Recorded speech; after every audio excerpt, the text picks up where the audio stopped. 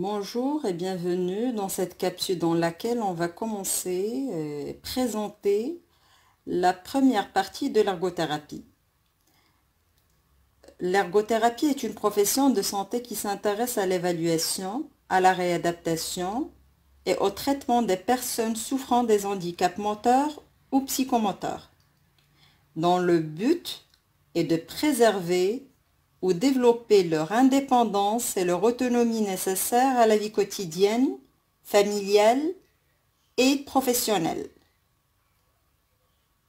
Notons que l'activité est au cœur de l'ergothérapie en tant qu'objet d'expertise et de moyens thérapeutiques privilégiés, d'handicap permanent ou temporaire, survenu à la suite d'un accident ou d'un traumatisme.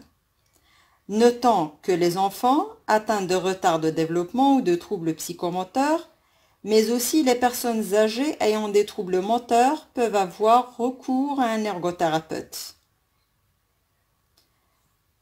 Le rôle de l'ergothérapeute évalue les difficultés quotidiennes de la personne présentant un handicap, notamment en faisant des bilans ostéo-articulaires, neurologiques, musculaires, fonctionnelle, d'autonomie ou encore d'évaluation des difficultés relationnelles.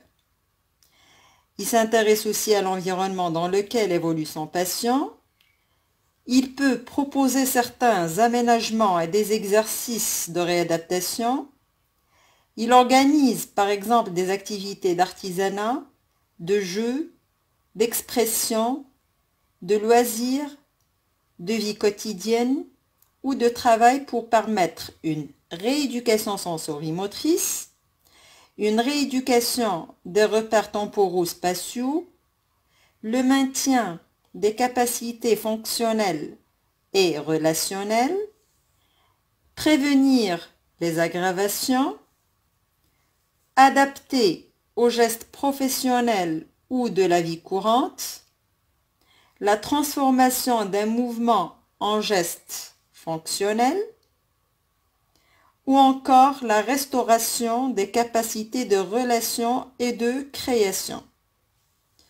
En hôpital, ce professionnel, c'est-à-dire l'ergothérapeute, intervient dans différents services aidant auprès de patients atteints de diverses pathologies, telles que la neurologie, avec des accidents vasculaires cérébrales, des paralysies, des hémiplégiques et des tétraplégiques, en gériatrie pour le maintien à domicile et faciliter la tâche aux aidants pour pallier aux petites déficiences liées à l'âge, accompagner la dégénérescence et adapter la perte des fonctions. Aux traumatologies, dans le cas de lourdes séquelles telles que l'amputation, en rhumatologie, en cas d'arthrose, pose de prothèse, en pédiatrie, grosse réadaptation. En cardiologie, pour réentraîner le cœur et le muscler, c'est-à-dire de le renforcer. L'ergothérapeute intervenant pour les conseils et évaluations pour le retour à domicile rencontre tout type de handicap. Handicap moteur, cognitif, visuel et auditif. Mais le plus souvent, il s'agit de patients ayant fait un accident vasculaire cérébral, ayant subi une amputation suite à un accident sur voie publique ou étant atteints de paraplégique ou tétraplégie, de pathologies neurologiques telles que la sclérose en plaques, la maladie d'Alzheimer chez un parkinsonien ou encore rhumatologique. Bon, l'ergothérapie a pour objectif moteur, cognitif, voire psychique. Ils doivent toujours prendre en compte la personnalité du patient, son groupe social, l'environnement dans lequel il évolue, L'ergothérapeute nous donne l'exemple d'une personne qui aurait eu un accident sur la voie publique et souffrirait de lésions au niveau du cerveau. Elle pourrait ne plus savoir s'habiller par exemple. Il s'agira alors d'automatiser à nouveau ce geste en le décomposant, en l'aidant à repérer la marche, le col, etc.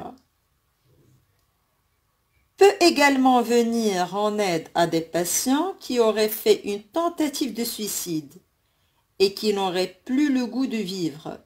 Nous l'aiderons alors à chercher des souvenirs heureux et lui proposerons des activités comme le dessin ou le modelage par exemple, en espérant que le réminiscence de ces bons souvenirs s'ancre dans la pratique de ces activités.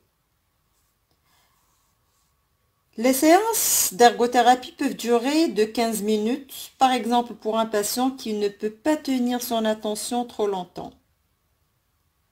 À 2 heures, voire une matinée. Elles peuvent s'effectuer seules ou en groupe. L'accompagnement peut s'étaler sur des années. Les progrès sont parfois lents et il faut être patient et y croire. Car si on n'essaie pas, il n'y a aucune chance que le patient évolue. L'ergothérapie est indiquée aussi bien des enfants nés avec une malformation que de jeunes adultes victimes d'un accident de la route, ou encore des personnes âgées. Pour les enfants, il s'agira donc d'acquérir certains gestes, tandis que pour les personnes âgées, on essaiera de réduire un dysfonctionnement ou de le compenser via l'apprentissage d'un autre geste, une technique ou encore une adaptation de l'environnement. La prise en charge ergothérapique va tout d'abord réaliser une évaluation complète, en commençant par recueillir des informations sur les capacités et l'incapacité du patient. Des informations glanées auprès du patient lui-même quand cela est possible, mais aussi de sa famille, ses collègues, ses enseignants ou encore les professionnels de santé qui l'accompagnent par ailleurs. L'ergothérapie est un vrai travail d'équipe. Peut ensuite procéder à une évaluation analytique, par exemple le fonctionnement de l'épaule, l'appréhension au niveau de la main, mais il s'agira aussi de faire un point sur l'environnement du patient. Comment est-il installé à son poste de travail? Comment prend-il sa douche? À la suite de cela, une synthèse permettra d'établir les objectifs et les moyens à mettre en œuvre au regard de la compétence de l'ergothérapeute.